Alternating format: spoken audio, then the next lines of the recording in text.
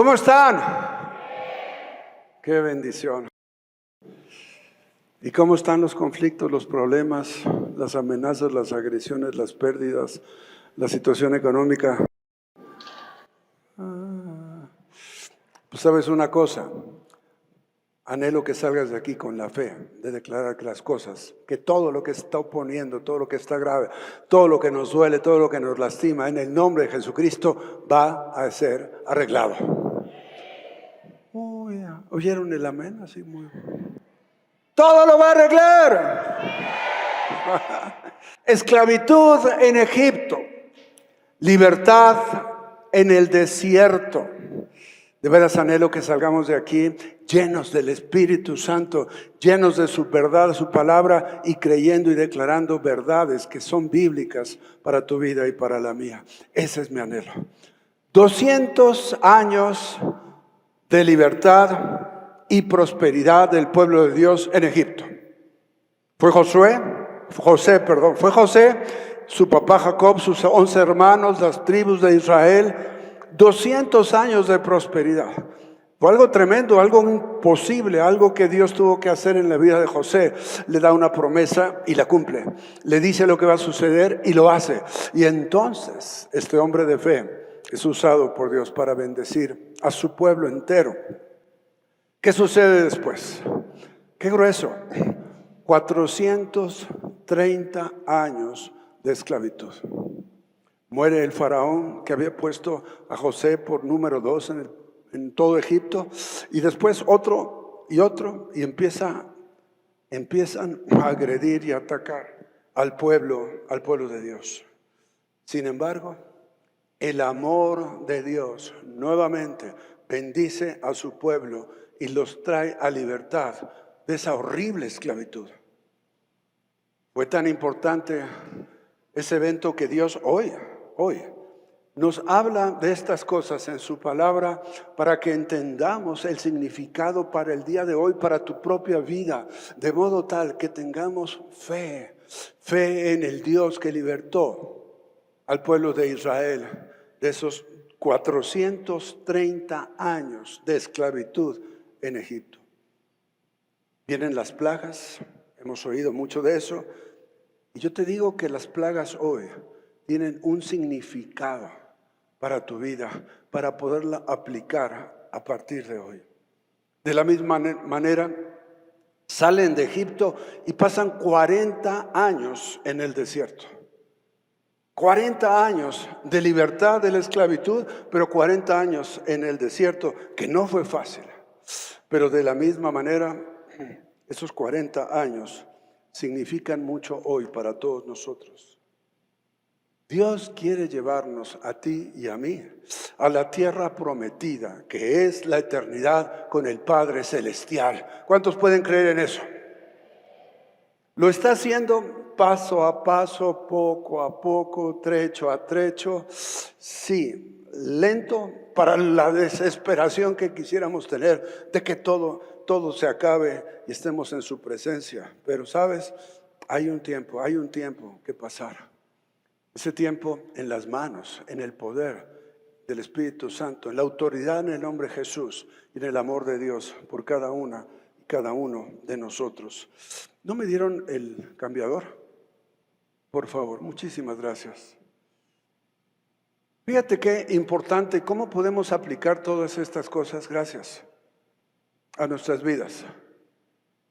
Número 1, la claridad de poder adorar a Dios sin actos religiosos inventados por el ser humano. Y ahí hay algo muy importante, porque todos fuimos enseñados, habituados, fue parte de un entorno, pero no es lo que Dios tiene preparado para nosotros. Dios no necesita que hagamos cosas para agradarle. Dios necesita que le adoremos obedeciéndole. Son conceptos diferentes. Número 2, la gracia de Dios al darnos el privilegio de ser adoptados para pertenecer a su pueblo. Somos hijos de Dios y somos parte de su pueblo por adopción. Y sabes, es maravilloso creer en el amor de Dios para que nos diga, eres de mi pueblo. Eres parte de lo mío, me perteneces. Y voy a bendecirte y prosperarte como lo he hecho con el pueblo de Israel en tantas y tantas veces y conflictos que han tenido. Número 3, la claridad de que su voluntad para nuestra vida sí es libertad, libertad del pecado. Voy a platicarles qué significado tienen las plagas en la libertad con la que Cristo ya nos hizo libres. ¿Qué significan las plagas? Después voy a hablar un poco con algunos mensajes muy importantes de esos 40 años en el desierto y cómo se puede aplicar a nuestra vida para bendición. Las plagas, su intensidad, nadie la conocía. Nadie había sufrido ni sucedido nada así en Egipto nunca. Fueron anunciadas de antemano. Dios separó a su pueblo de todo lo que estaba sucediéndoles a los egipcios. Los hechiceros, los magos y hechiceros de Egipto, 2 plagas las pudieron imitar. A partir de la 3ª hasta la 10ª plaga, ya no pudieron imitarlas e incluso las sufrieron. Por medio de estas plagas cayó el juicio, no solo sobre Egipto, sino también sobre los dioses de Egipto. Y a propósito lo pongo en minúscula porque no es Dios. Son dioses mentirosos, no son verdad. Esto es demasiado importante. Sus dioses con minúscula. Número 6.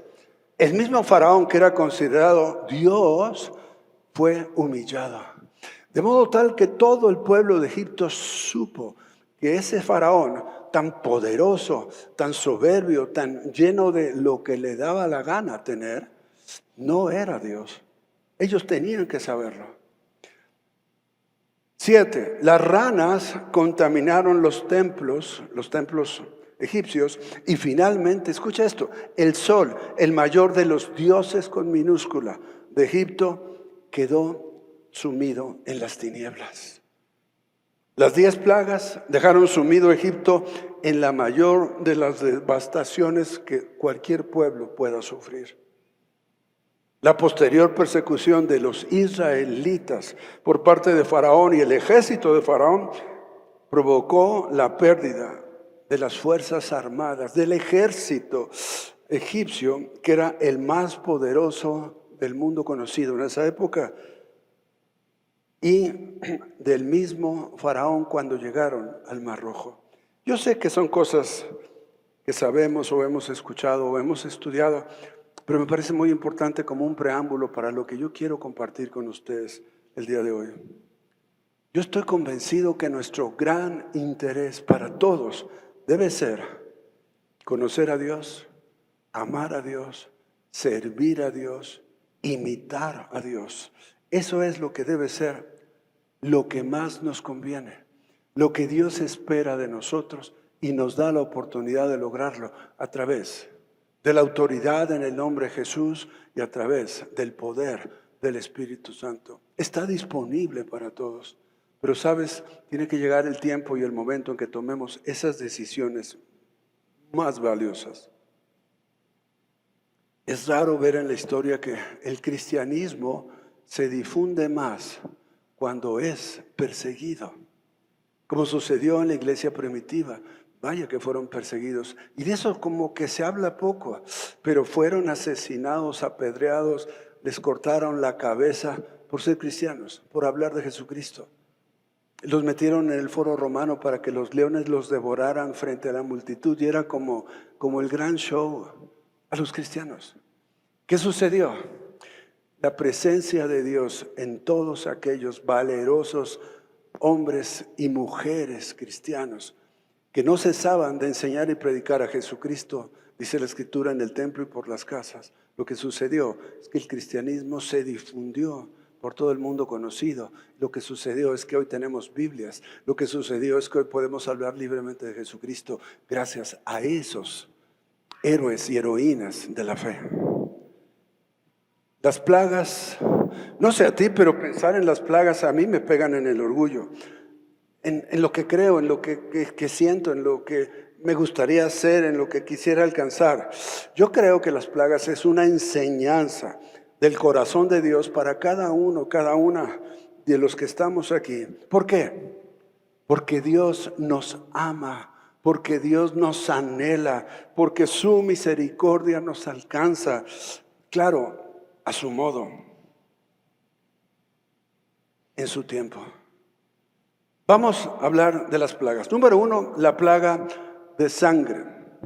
El río Nilo era adorado por los egipcios. El río Nilo era un dios con minúscula para ellos. Y no solamente como fuente de vida agrícola, la vida de Egipto sí dependía del río Nilo. Pero cuando se convierte el agua en sangre, el río apestaba, los peces murieron. Fue algo tremendo. Y ese Nilo río Nilo que era adorado por los egipcios, se convirtió en podredumbre. Impresionante. La destrucción de la pesca del Nilo se convirtió en una catástrofe. Ya no podían pescar porque los peces, al estar en sangre, se morían. El gran Dios, con minúscula, el gran Dios Nilo fue contaminado. Y eso demostró que no era verdad que era un Dios.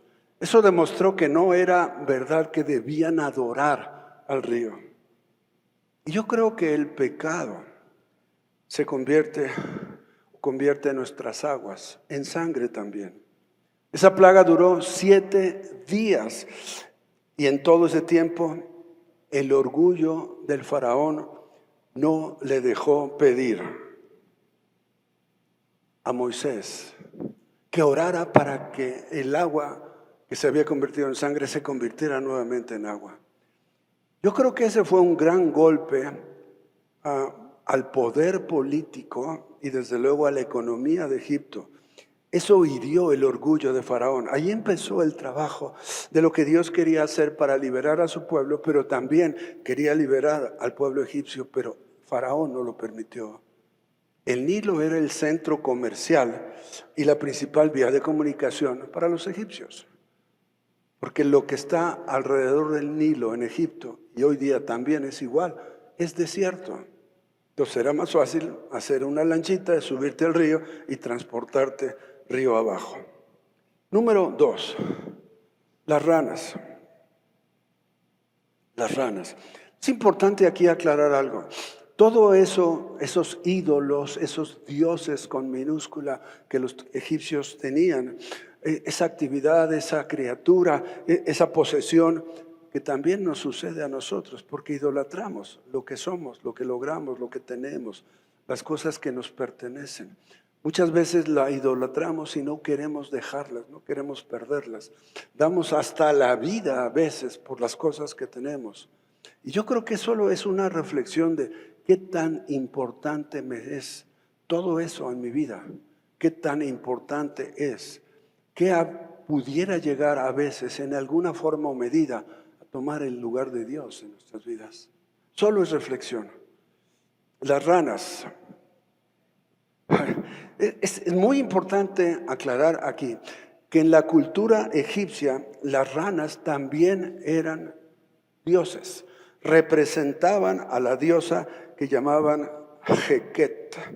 Heket. Por tanto, la plaga de ranas por todos lados significaba que el Dios de Israel era capaz de controlar 2 elementos sagrados para el pueblo egipcio, el río Nilo y las ranas. Faraón estaba plagado de ranas. ¿Cuántos de ustedes les encantan las ranas? Uno que otro, sí. Y si tuvieras 25 ranas, 400 ranas, y si quisieras dormirte y al poner tu cabeza en la almohada una rana y tus pies y brincoteando y te levantas al baño, ranas por todos lados, ranas en el excusado, tienes que sacarlas ahí para poder. Yo nomás quiero que piensen en eso. Eran demasiadas ranas. Esa se convirtió en una plaga irritante, de modo tal, escucha, que con eso estaba siendo humillado Faraón. Qué importante es. Anhelo que ninguno de nosotros necesitemos una plaga de ranas para buscar al Señor de corazón. Sobresale que las ranas eran sagradas y al ser sagradas no podían matarlas. Y al no poder matarlas tenían que cohabitar todo el tiempo con miles de ranas por todos lados. Por todos lados. Eso era algo asqueroso. Eso era algo horrible. Imagínate a qué olía eso. Y las ranas ahí, todo el tiempo, por todos lados, por todos lados, por todos. En la comida, en la cocina, en el baño, en la recámara, en el techo, en la calle, en todos lados. Ranas, qué asqueroso. Fíjate bien, se vieron obligados, ve el plan perfecto de Dios. Se vieron obligados a romper con su religiosidad, considerando a esos animalitos dioses que tuvieron que exterminarlos. Si te das cuenta, es como ir caminando y entendiendo circunstancias. Número 3, los piojos. ¿Qué sientes cuando me ves rascando? Te dan ganas de rascarte, ¿no? Oye, yo me acuerdo, mis hijos una vez tuvieron piojos. Fue espantoso. ¿Qué hacíamos? Bueno, pues que ayudábamos a niños chiquitos en Coyoacán, donde vivíamos los primeros años. Y pues sí, estaban empiojados. Entonces mis hijos jugaban con los niños empiojados. Y entonces mis hijos se empiojaban. Que entonces era horrible, porque todo el tiempo estaban rascando.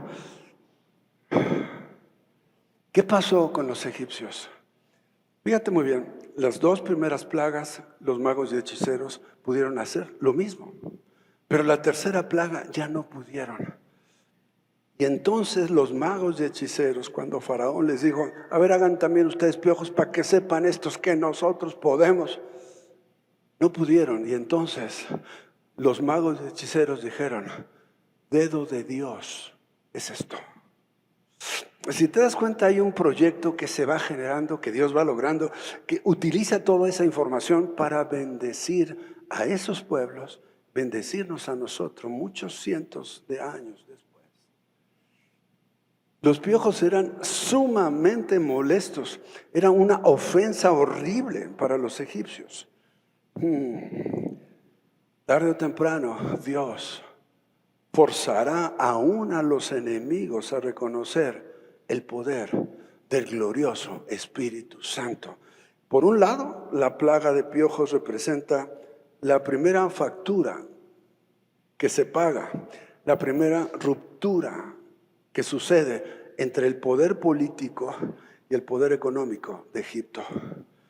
Faraón se niega a escuchar aún a sus propios sacerdotes que le dicen, esto sí es de Dios. Él dice, no me importa y no los voy a dejar salir. Aún ya algunos de esos sacerdotes, magos y hechiceros empezaron a reconocer que había un Dios verdadero, el Todopoderoso. Las moscas.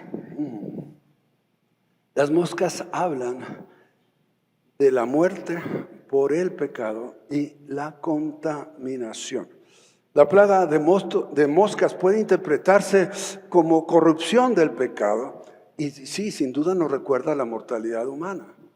¿Cuántos de ustedes disfrutan 2, 3 moscas en tu casa?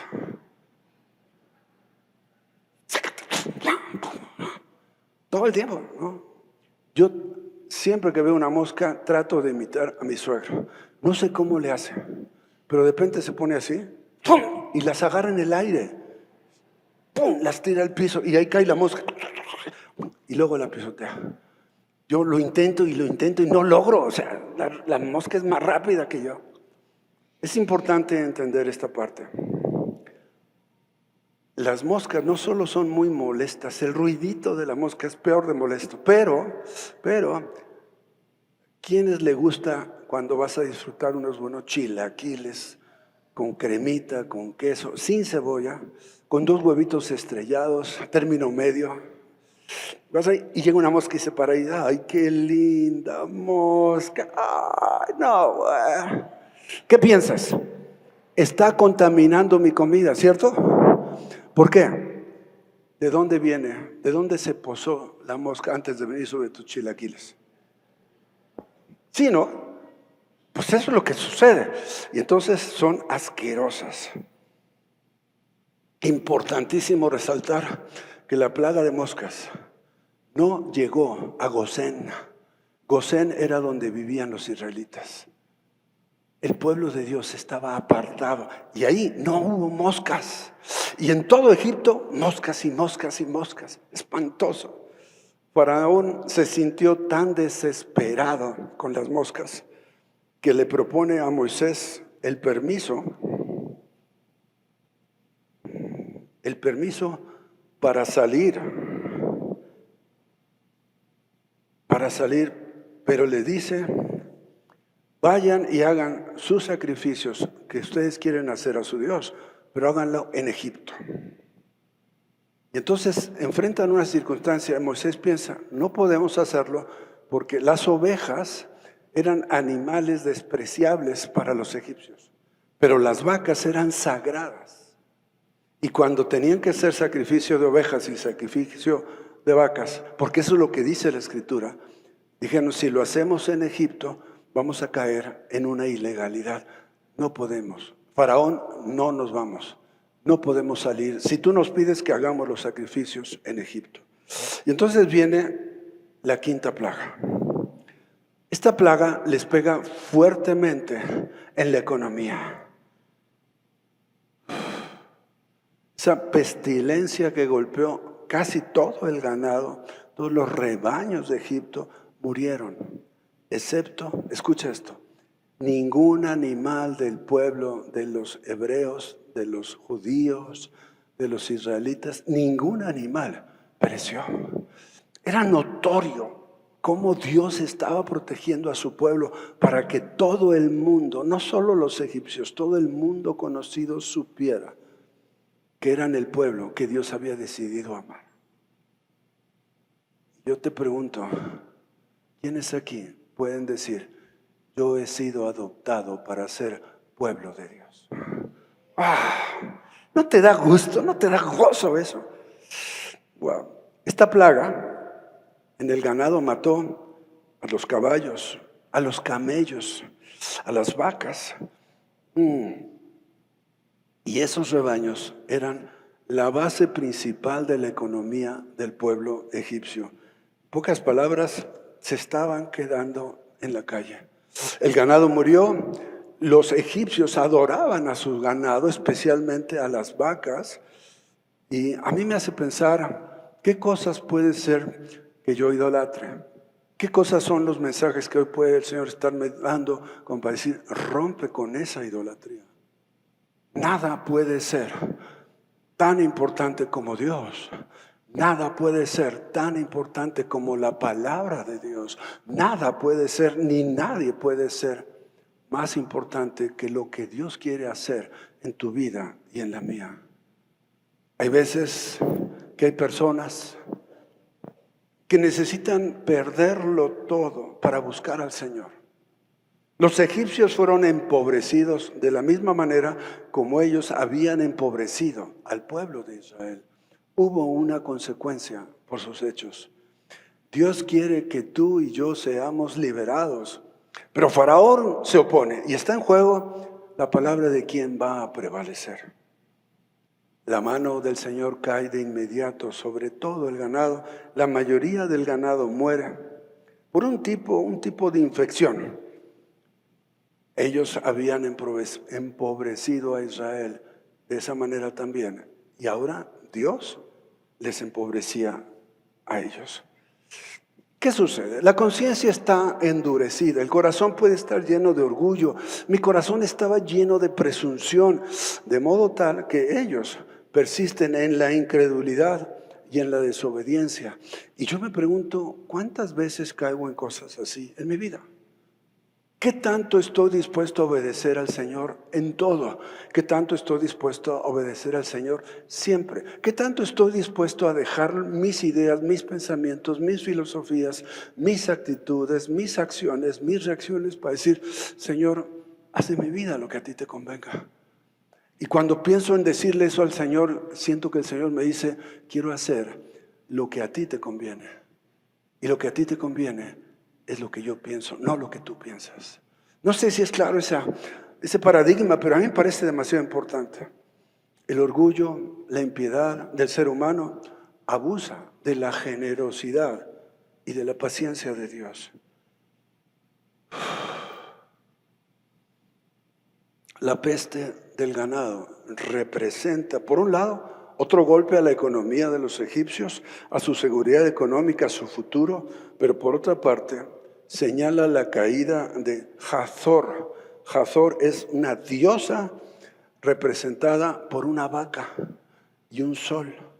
Los egipcios adoraban a las vacas y al sol. Qué grueso, ¿no?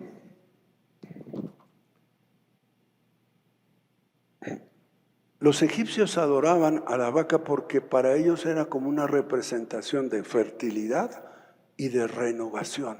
Era su entender. Las úlceras. Ellos habían oprimido a Israel en los hornos y ahora las cenizas de los hornos estaban oprimiendo en consecuencia del pecado de los egipcios al pueblo completo. Era una plaga muy molesta. Los mismos magos fueron atacados también por úlceras. Cuando las úlceras caen sobre magos y hechiceros, entonces Faraón los corre y no quiere volverlos a ver. Sin embargo, Faraón no cede. Cuando los egipcios no fueron conmovidos por la muerte del ganado, Dios permitió una plaga que los atacó en sus propios cuerpos. No entendían, no obedecían, no les importaba, no querían escuchar lo que decían estos esclavos sucios y asquerosos que despreciaban tanto, porque ellos decían, es que Dios nos está liberando. Dicen, cállate, no te quiero escuchar. No fueron conmovidos.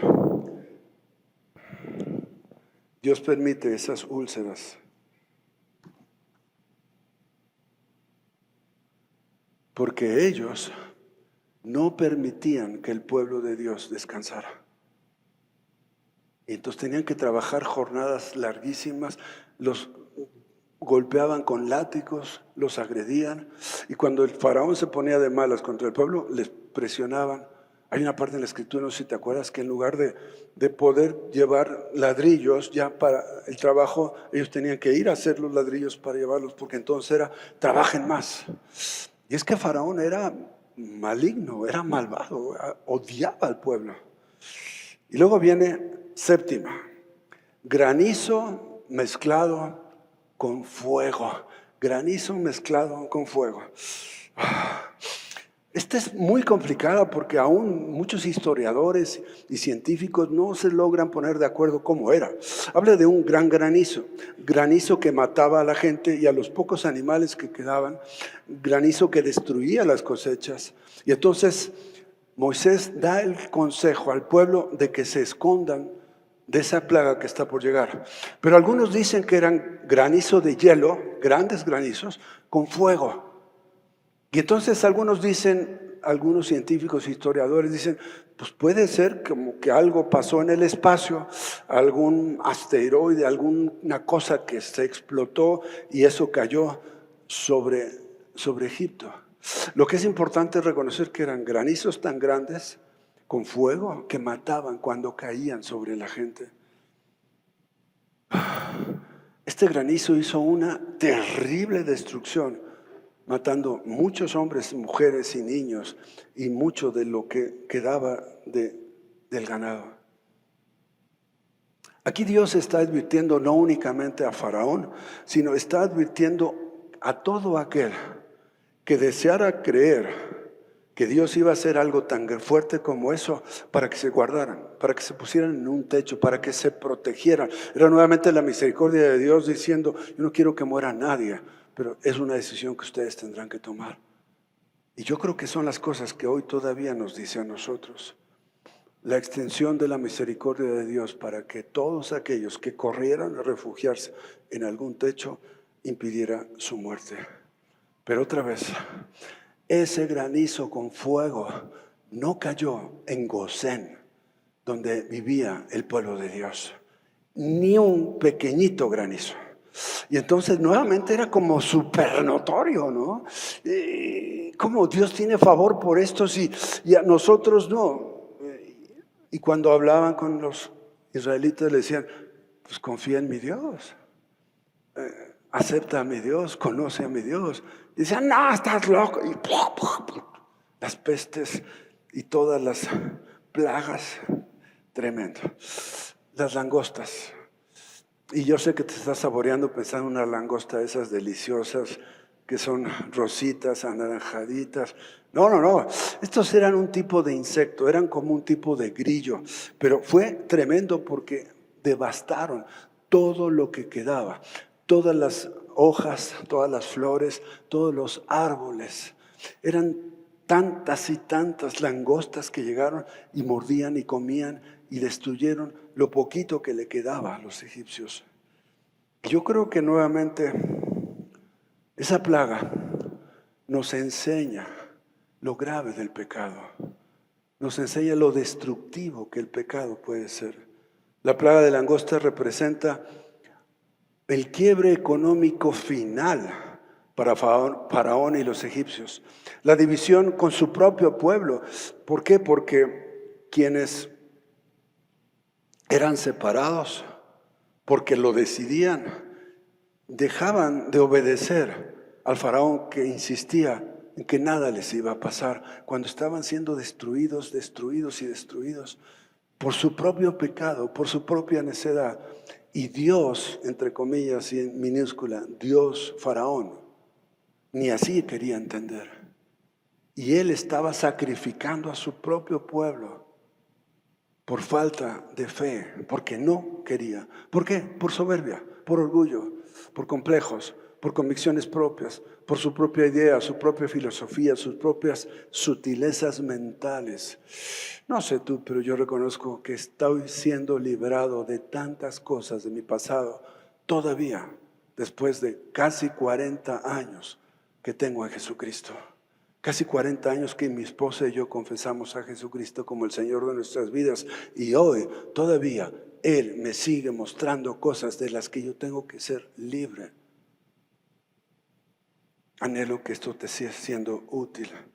Y vienen entonces las tinieblas.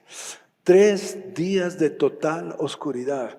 Lo primero que esto estaba mostrando es que el Dios, con minúscula, Sol, no era Dios. Y eso fue tremendo para los egipcios porque era el gran Dios para ellos, más que las vacas o las ranas. Ese era el gran Dios, el Dios Sol para ellos. Y cuando hay 3 días completos, 24 por 3, de totales tinieblas, eso era algo, una demostración tremenda del amor de Dios, pero del poder y la autoridad de Dios también. Pero escucha esto. El pueblo de Israel no sufrió tinieblas.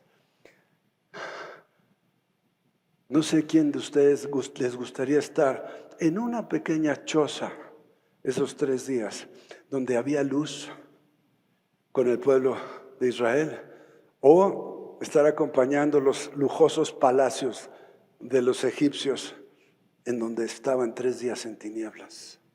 ¿Qué prefieres?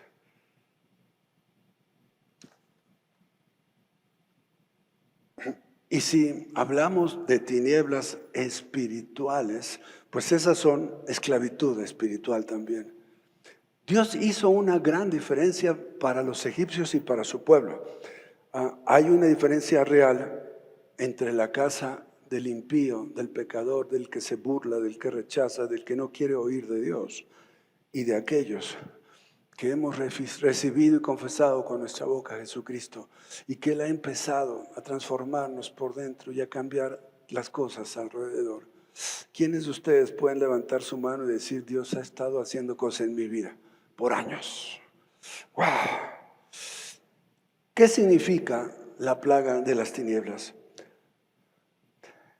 Simbólicamente significa la ceguera de Faraón. Y por extensión, la ceguera del pueblo y por extensión, la ceguera del pecador. Hay gentes que cuando les hablamos de Dios, se burlan de nosotros. ¿Alguien le ha pasado así? Hay gentes que dicen, nah, tú con tus cosas, ¿tú qué sabes? Y es una actitud de ceguera espiritual. Y a mí me duele y me lastima, pero no es en mi orgullo, me duele y me lastima por ellos. Y le pido a Dios, escucha esto, yo le pido a Dios que haya tal luz en mi corazón, en mi mente, en mi forma de vida, en mis decisiones, en mis actitudes, que la gente que se burla y rechaza el Evangelio de Jesucristo pueda ver una diferencia. Yo tengo amigos, pienso en dos, no voy a mencionar sus nombres, pero que se burlaron de mí como tú no tienes idea cuando yo recibí a Cristo. Cuando regresamos Rosy y yo de mi luna de miel, de nuestra luna de miel, yo decidí cambiar, decidí entregarme, decidí leer, decidí estudiar. Me metí a estudiar a todos los seminarios bíblicos que pude, creo que hice 6. Y había una necesidad porque le creí a Dios y porque me daba cuenta de mi pecado. Me daba cuenta de la libertad con la que Él quería hacerme libre y de las necesidades que tenía yo de tomar decisiones firmes. Y empecé a decidir y empezó el rechazo y las burlas. Me acuerdo juntas de socios en nuestro despacho, nuestra empresa, delante de los ejecutivos. Una persona burlándose, insultándome, diciéndome, eres un hijo de la quién sabe qué y de la no sé qué y del no sé qué. Creo que ustedes entienden esos idiomas. Delante de todos. Ya no te soporto delante de todos. Dios me dio la gracia enorme de que esa persona, hace unos años, recibió y confesó con su boca a Jesucristo. Y ese día lloró en mis brazos. ¿Cómo Dios puede hacer algo tan grande en nuestro corazón? Déjame hablar un poco de justicia. Ese hombre se merece que yo le rompa el hocico. ¿Sí, no? ¿Quiénes están de acuerdo conmigo? ¿Quiénes me ayudan? ¿Sí? Ahora. Pero la gracia y la misericordia de Dios le mostró que Dios le ama, aunque yo no le amaba ya. Son las cosas que Dios hace, más allá de nuestra capacidad, nuestra inteligencia, de mis emociones y sentimientos, de mi justicia. De verdad creo que se merece que le rompa el hocico. Todavía. Es que no tienes idea de las burlas, el escarnio, las leperadas, las agresiones, aún económicas. Fue muy grave. Y yo me metí a solas a llorar con el Señor del dolor que todo eso me causaba. Y le decía, Señor, o te lo llevas o te lo mando. Pero Dios bendiciéndolo. O recibe las buenas noticias y las lee. Y a veces me comenta, me dice que me quiere. Yo no lo logro entender. Solo creo en la misericordia de Dios y que ese hombre va a ir al cielo. No por las cosas que me hizo, por las cosas que Dios hizo en él, a través de mí. Pero son imposibles, ¿no? ¿Alguien se siente como yo un poco con algunas gentes en sus vidas? Creo que sí.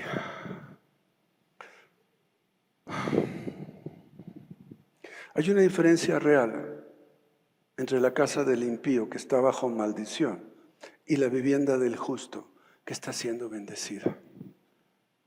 ¿Qué significa la plaga de las tinieblas? Simbólicamente la plaga de las tinieblas representa la ceguera del faraón, ya lo dije, lo quiero insistir, pero también la ceguera del pecador. Ese pecador que se resiste a escuchar la voz de Dios. Recordemos también que los egipcios adoraban al dios Sol, de modo que la oscuridad simboliza también la caída del último ídolo egipcio desde la perspectiva de la palabra. Es impresionante todo esto porque si lo estás recibiendo, lo estás teniendo ese conocimiento, va a ser muy importante cuando estés enfrentando circunstancias adversas allá afuera, cuando estés hablando con gente que se burle o lo rechaza, con gente que que te quiere lastimar porque ve en ti algo que no tiene y le causa envidia. ¡Qué grueso! Número 10, la muerte de los primogénitos. Esa fue la última plaga y es una plaga espantosa, ¿no? Esto fue lo peor que ellos sufrieron. Trajo muerte en todas las casas de los egipcios. Casi todos tenían un primogénito y ese primogénito murió. Y hubo una enorme diferencia con el pueblo de Dios que estaba en la zona de Gosén, porque ningún primogénito del pueblo de Dios murió. Y eso es algo dramáticamente importante. ¿Qué hace? Muestra el amor y la misericordia de Dios, la protección y la guianza de Dios. Es el Espíritu Santo postrándonos delante de Él para adorarlo, diciéndonos: yo protejo a tus hijos como protegí a los primogénitos de Israel. Y eso es maravilloso. ¿Cuántos aman a sus hijos? ¡Wow! La salvación de los hijos de Israel fue extraordinaria. Sucedió porque, fíjate bien, colocaron la sangre del sacrificio del cordero en los postes y en el dintel de sus puertas. Y cuando el ángel de la muerte pasaba por las casas para que muriera el primogénito, en esas casas estaba la sangre del cordero y pasaba de largo. Pascua significa pasar de largo. Hoy estamos empezando una serie que vamos a tener 3 o 4 domingos más sobre el tema de la Pascua. Va a ser demasiado importante porque creo, cada año lo hacemos y creo que cada año Dios nos bendice de esa manera, mostrándonos qué significa que Jesucristo es nuestra Pascua. ¿Qué significa que en lugar de merecer la muerte, yo hoy tengo acceso al cielo eternamente para adorar a mi Dios y nunca más tener ningún sufrimiento, ni guerras, ni terremotos, ni enfermedades, ni lastimaduras, ni abusos, ni burlas, ni nada? Y solamente vamos a estar disfrutando de su presencia. Lo importante es, no me lo da venir a Casa de la Roca. Eso no me lo da decirme cristiano. Eso no me lo da leer la Biblia. Lo que me da la salvación es que Jesucristo murió en la cruz por ti y por mí. Y con eso pagó el precio de tu pecado y de mi pecado. Y si tú has confesado con tu boca a Jesucristo como el Señor, tú tienes ese acceso a la vida eterna por lo que Él hizo por ti. ¿Quién le da un aplauso a Jesucristo?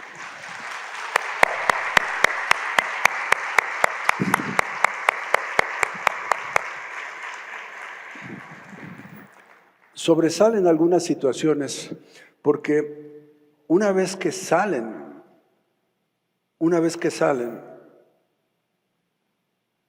de Egipto, de esa esclavitud, 430 años de esclavitud, entran a la tierra prometida y pasaron 40 años en el desierto cuando Dios estuvo tratando con él. No sé si tenga algo que ver que yo voy a cumplir en julio 40 años de haber recibido a Cristo. Y si sí, pues qué bueno, porque ya se va a acabar todo tipo de sufrimiento en el desierto. Y si no, no importa. Lo que sí es importante es que Dios tiene un tiempo para ti. Dios te ama, Dios te ha tratado, te ha hablado, te ha buscado. Dios ha mostrado que tenemos necesidad de Él y de su amor. Dios te ama y de una manera tan sobrenatural, con más impacto que aún el impacto que tuvieron las plagas en Egipto. Y tiene que ver con, ¿merezco que Dios me ame? Yo no lo merezco. Necesito que Dios me ame, desde luego que sí, porque es la única oportunidad que tengo de ser librado, de ser salvado, de ser transformado de todo mi pasado. Veo rápidamente algunas cosas. La columna, cruzan el Mar Rojo. La columna de nube y de fuego, la presencia de Dios mostrándole. La columna de fuego en la noche sobre el tabernáculo y la columna de nube, una columna de nube sobre el tabernáculo en el desierto. De modo tal que cuando se movía la columna de fuego o de nube, decía, Dios está diciendo que nos movamos, sigamos. Entonces seguían a Dios y donde se postraba, ahí ponían debajo el tabernáculo. Y es una manera de decirles al pueblo, estoy contigo siempre y para siempre. Estoy contigo mientras tú me sigas adorando y me sigas obedeciendo. Dice el Señor, tú tendrás la certeza de a dónde te diriges. Si tú te dejas guiar por Dios, cuando se mueva la nube o la columna de fuego, tú corres a donde Él dice, a donde Él va, a lo que Él quiere. Tu vida va a ser prosperada como tú no te imaginas. Los israelitas cruzan el Mar Rojo. Y yo pregunto, ¿qué hubieras sentido? ¿Qué hubieras hecho? ¿Qué hubieras contestado?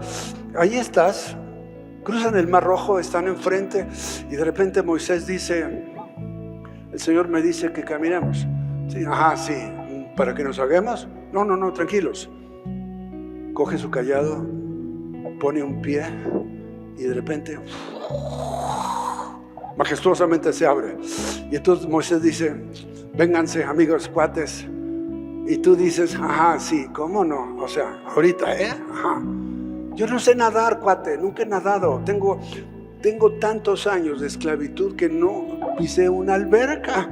No había albercas, ni un riachuelo, no podías nadar en uno. Y entonces, ¿qué? Sígueme. Ajá, sí, ahorita. ¿Qué hubieras hecho tú? Sin duda, viste el montonolal, 10 plagas, milagros poderosos de Dios protegiendo a su pueblo. Nada de eso les afectó. Sí, pero vente, vamos. Caminemos hacia adentro. Yo no sé qué hubiera hecho yo, pero me hubiera sido muy complicado. Pero fíjate, tengo dos opciones. Una opción, una es, me atrevo a entrar en el mar porque Dios le dice a Moisés que lo abra y empiece a caminar y yo voy detrás. O volteo a mi pasado y veo que viene Faraón a destruirme. Quiero que entendamos lo que tenía que estar en sus mentes. Faraón los odiaba con todas sus fuerzas y cada una de las plagas les odiaba más. Faraón había perdido todo.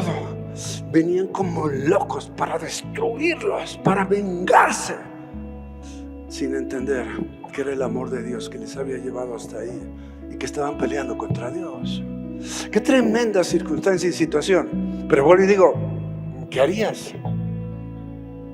Yo sé que la mitad dirían, Alejandro, pues fácil, yo sigo a Moisés, hombre, pues qué bronca. Ajá. Verdaderamente Dios de repente nos pide cosas que nos parecen imposibles. Verdaderamente Dios nos pide cosas que sabemos que no podemos. Verdaderamente Dios muchas veces nos dice, haz esto, responde esto, di esto. Y tú dices, ajá, sí, ahora, ¿cómo no? Pero quiero que pienses las veces que has obedecido, las veces que has creído y las veces que has logrado hacer lo que Él te dice, y entonces ves el milagro consagrado, ves la mano de Dios poderosa y sabes que Dios sí te ama y que Dios está pendiente de ti, de tus necesidades. ¿Quiénes dicen amén a eso? ¡Wow!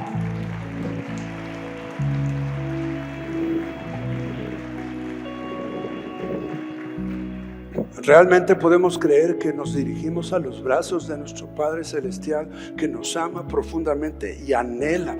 Dice la Biblia que nos anhela celosamente. ¿Qué quiere decir? Que nos anhela solo para Él. Escúchame, tú eres una mujer, escúchame, tú eres un hombre que Dios anhela celosamente. Yo me pregunto, ¿y cuál es tu respuesta a creer eso? Piénsalo. De alguna manera ese paso a cruzar el mar abierto en dos era similar a los problemas, las carencias, las pérdidas, el dolor, el pecado, el decidir caminar en la fe, en la obediencia a la palabra, en declarar que Jesucristo es el Señor y vivir tomado de sus manos para estar siguiendo sus pisadas. Se dice fácil, pero qué complicado es cuando enfrento mi propia realidad. Y ahí no tengo otra opción más que ponerme de rodillas, levantar mis manos al cielo y decirle: perdóname, Señor, haz lo que tú quieras con mi vida. ¿Alguien está escuchando? La opción es: sigue quejándote, sigue exigiéndole a Dios. Dile: ven y resuelve mis broncas. ¿No que eres Dios? Aún llegamos a cometer cosas tan graves como, no levanten su mano, pero ¿habrá alguien aquí que le haya dicho a Dios: ¿por qué? ¿Por qué a mí? ¿Por qué haces esto?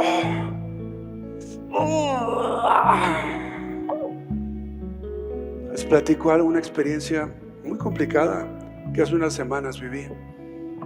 Un amigo me llama, ayer lo compartí en el grupo de servidores. Un amigo me llama y me dice: oye, Alex, necesito tu ayuda. Sí, dime, ¿qué te puedo servir? Me dice: es muy fácil. Tengo un matrimonio muy cercano, muy amigos, y su hijo acaba de morir. Lo peor es que se quitó la vida de un balazo. Muchacho de 21 años. Y me dice: lo que quiero es que hables con ellos, aunque sea por Zoom porque están en otro país, y que los animes, que los bendigas. Y yo: ajá, sí. ¿Y qué les digo?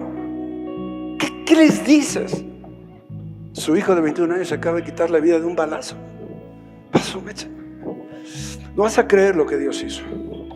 Yo decidí obedecer sin saber.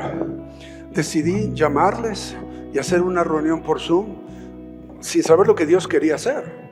Y créeme que te soy honesto. O sea, ¿qué le dices a un matrimonio que su hijo se acaba de quitar la vida de un balazo? Si tú tienes soluciones, mándamelas por correo, por favor, que me vas a ayudar mucho. Yo no tenía idea de qué iba yo a decir o qué iba yo a hacer. Pero ve el milagro. Resulta que se juntan no solo los papás de este joven y sus dos hermanos, creo que son dos hermanos, se juntan más de 100 personas, 70 personas en un solo lugar y 30 más en el Zoom. Bueno, yo no sabía qué hacer o qué decir. Señor, por favor, haz algo tú, porque es dificilísimo, es imposible para mí. Y el Señor dice: no te preocupes, déjalo en mis manos. Pues ok, va. Entonces saludo y les digo: lo siento mucho, estoy con ustedes, déjenme orar. Oro, no sé qué decir, y de repente el Espíritu Santo empieza a decir cosas a través de mí que a mí me impactaron muchísimo, ¿no? ¿Cuál era lo que ellos reiteradamente decían? ¿Por qué Dios me lo quitó? Ahí delante de todos. No, pero es que Dios no te lo quitó. Sí, pero ¿por qué me mandó eso? Ninguno de ellos eran cristianos. Porque cuando estás entre el pueblo cristiano, pues cometes tus tarugadas, pero ellos te perdonan, ¿no? Está grave, está gruesa la cosa. Entonces, ¿qué les digo? ¿Cómo? Y el Espíritu Santo me dice: ¿tú crees en la misericordia de Dios? Sí, Señor, y lo necesito muchísimo ahorita. Ok, ¿tú crees que Dios en su infinita misericordia, porque ese joven estaba en una escuela cristiana, porque ese joven era el único de su familia que oraba, porque ese joven les hablaba de las cosas de Dios a su familia, pero se dio un balazo? Y se dio un balazo porque estaba muy mal físicamente, llevaba mucho tiempo enfermo y luego le acababan de diagnosticar cáncer. Entonces el pobre cuate estaba deshecho. Y el Espíritu Santo me dice: ¿tú crees en la misericordia? Sí, Dios, por favor, claro que sí. Y me dice: mira, ¿tú crees que un instante antes de morir, después del balazo, porque él había escuchado del amor de Jesucristo y porque él sabía que arrepentirte delante de Dios te da la salvación? Y me dijo: ¿tú crees que la misericordia de Dios pudo haberle dado un instante entre el disparo y la muerte para arrepentirse. Y yo dije, sí, Señor, sí lo creo. Y el Espíritu Santo me dijo, eso sucedió. Díselos. ¿Cómo se los dices? No sé, se los digo y más de 100 personas empiezan a llorar. Y les digo, vamos a confesar con nuestra boca a Jesucristo. Y todos confiesan con su boca a Jesucristo. Y yo digo, Señor, ¿cómo puedes hacer algo tan milagroso? Y casi me imaginaba que el Espíritu Santo me decía, pues no lo hice en Egipto. Claro que lo puedo hacer. Y el Señor Espíritu Santo me dijo, yo amo a ese joven y está conmigo hoy, eternamente. Por favor, no digan que yo diga que se puede dar un balazo y no lo intenten, no lo hagan, no lo dije, no, por favor. Pero este es un caso muy especial. Como 10 plagas en Egipto son muy especiales. Y esto es el amor de Dios mostrando que nuestras vidas pueden tener un valor demasiado importante para Él. Y que doblegar nuestro orgullo, nuestro miedo, nuestra incapacidad, nuestra insolvencia, cualquier cosa, en las manos de un Dios vivo, verdadero, perfecto, lleno de paz y lleno de amor, a través nuestro, con la gente allá afuera. Puede ser que si están en 3 días de tinieblas completas, podemos llevarles la luz del Evangelio y bendecirles de manera como Él lo está haciendo con nosotros. ¿Alguien dice amén? ¿Qué decides? ¿Decides salir de la esclavitud y entrar a la tierra prometida? O como el pueblo le reclamaba a Moisés, ¿para qué nos trajiste hasta aquí? Él te dice, estad firmes y velad, confiad, esfuércense y sean valientes, no teman ni desmayes, porque yo estaré contigo donde quiera que vayas. Y si Dios permite que su pueblo esté en aprietos, hallará el camino para sacarlos. Yo no digo que eso sea fácil, yo no digo que lo entiendo, solo decido creerles. Dios les da el maná, Dios les da agua de la roca, Dios les da el nombramiento de jueces para poder pedir consejo, algún versículo de la palabra para que podamos resolver. Dios les da el tabernáculo y los sacerdotes para guiar al pueblo. Dios les da el día de reposo como señal. ¡Wow! Dios les da la presencia de Dios prometida. Dios les da el pacto renovado. Esos 10 mandamientos, que lo que Dios quiere, porque sabe que nos conviene, es que lo obedezcamos. Y cuando seamos incapaces de obedecer a algo que está escrito en la Biblia, le pidamos al Espíritu Santo que haga lo imposible en nosotros y a través de nosotros. Pero solamente es decidir someternos a Él, de modo tal que le permitamos actuar sobrenaturalmente en nuestras vidas. Viene la ofrenda para el tabernáculo y todo lo que hacemos aquí lo hacemos juntos. Moisés erige el tabernáculo. Estoy terminando. Esta frase me parece demasiado importante. Esclavitud en Egipto, libertad en el desierto. Y esta palabra es para ti. Esclavitud en el mundo, libertad en Jesucristo, en el desierto que estés viviendo, no importando las circunstancias, los problemas, los conflictos, las adversidades, las limitaciones, las pérdidas. Él te ama. Vamos a leer rápidamente este versículo del 15 al 18 del capítulo 6 de Romanos. Siervos de la justicia, ¿entonces qué? ¿Pecaremos porque no estamos bajo la ley sino bajo la gracia? Pablo dice, de ninguna manera. ¿Acaso no saben ustedes que si se someten a alguien para obedecerlo como esclavos, se hacen esclavos de aquel a quien obedecen, ya sea del pecado que lleva a la muerte o de la obediencia que lleva a la justicia. Pero gracias a Dios que aunque ustedes eran esclavos del pecado, ¿cuántos esclavos del pecado en la vida anterior están aquí? Y ya no eres más esclavo del pecado. Ahora eres libre en Jesucristo. Fíjate qué más sigue diciendo.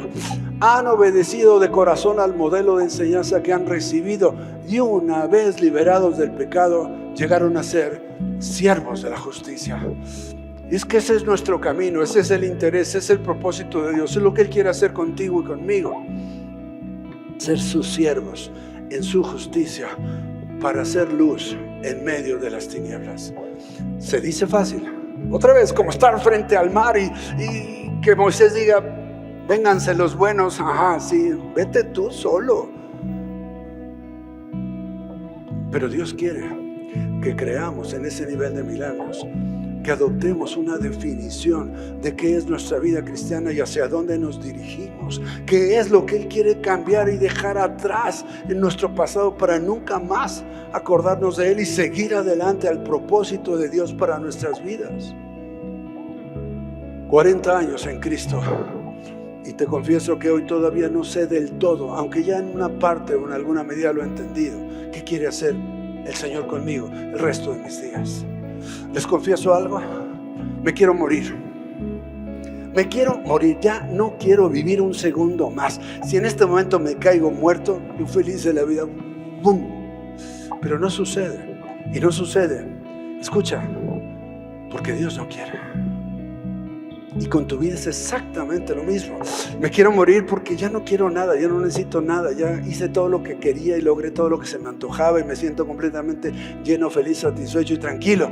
Pero lo más importante es que yo anhelo estar en los brazos de mi Padre Celestial eternamente y nunca más tener ningún sufrimiento, ninguna angustia, ningún dolor, ningún problema, ningún pleito, ninguna desaveniencia, nada. Vivir eternamente disfrutándolo a Él. ¿Cuántos desean lo mismo? ¡Wow! ¡Wow! ¡Gloria a Dios! ¡Tremendo!